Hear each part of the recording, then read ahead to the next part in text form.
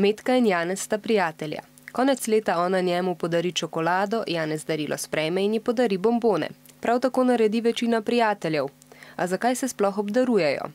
Obdarovanje tudi ob praznikih je preučeval že antropolog Marcel Mauss, znanstvenik, ki je preučeval človeštvo. Mauss in drugi antropologi trdijo, da z obdarovanjem in sprejemanjem daril stkemo vezi sodelovanja ali pa sodelovanje podaljšamo. Tako nismo osamljeni in se lahko na koga zanesemo.